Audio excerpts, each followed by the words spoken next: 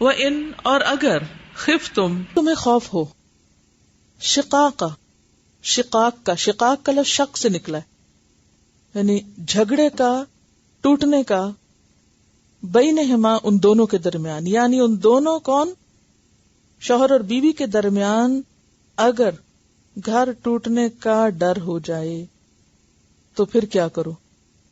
یہ چوتھا حل ہے۔ 3 حل کون سے؟ فائزوہن، وہجروہن، وضربوہن۔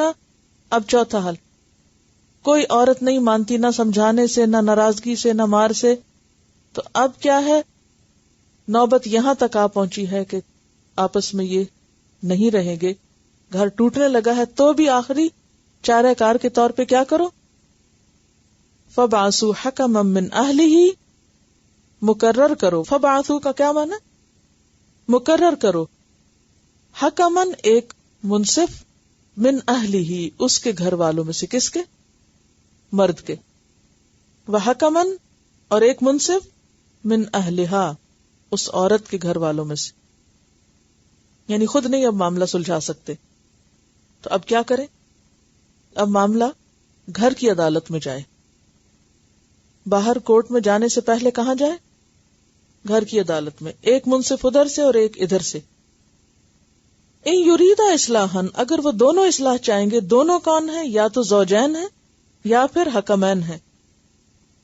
یوفق اللہ بینہما، تو اللہ ان دونوں کے درمیان موافقت پیدا کر دے گا، اللہ ان کو توفیق دے دے گا، گھر ٹوٹنے سے بچ جائے گا۔ ان اللہ کان علیما خبیرا، بے شک اللہ تعالی علم والا ہے، خبر رکھنے والا ہے، ظاہر و باطن سب حالات جانتا ہے کہ کس کی نیت کیسی ہے، کون کیا چاہتا ہے۔ تو اس سے ہمیں توفیق کا قاعدہ بھی پتہ چلتا ہے کہ اللہ کس کو کس چیز کی توفیق دیتا ہے۔ جیسے ہم کہتے ہیں نا، اللہ جسے چاہتا ہے ہدایت دیتا ہے، تو وہ یہ دیکھتا ہے کہ کون کیا چاہتا ہے، انسان کیا چاہتا ہے، اس کی نیت میں کیا ہے۔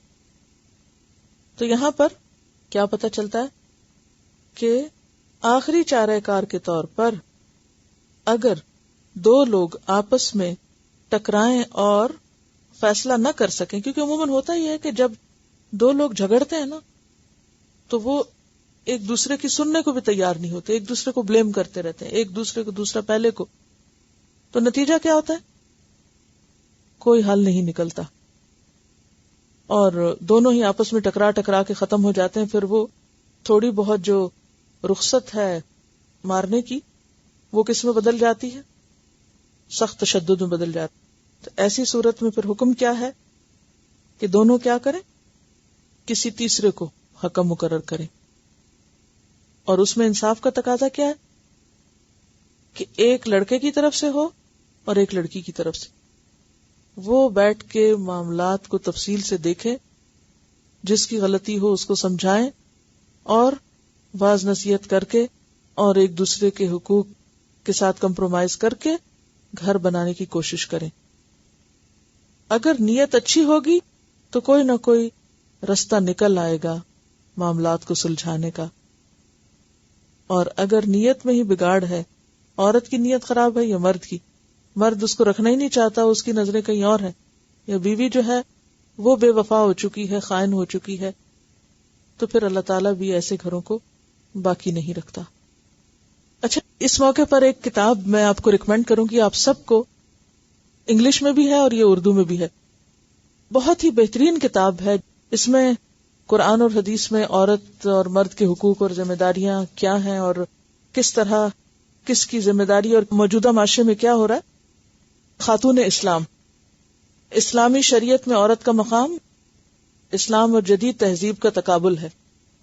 اسلام اور جدید تہذیب جو ہے اس کا تقابل ہے، مولانا وحید الدین خان کی کتاب ہے، اور اس میں انگریزی میں یہ کتاب ہے women between Islam and West. بہت ہی زبردست کتاب ہے، اگر آپ پڑھیں تو بہت سے کنفیوژن اور ذہن کے اندر جو پریشانیاں ہوتی ہیں اس کا جواب مل سکتا ہے۔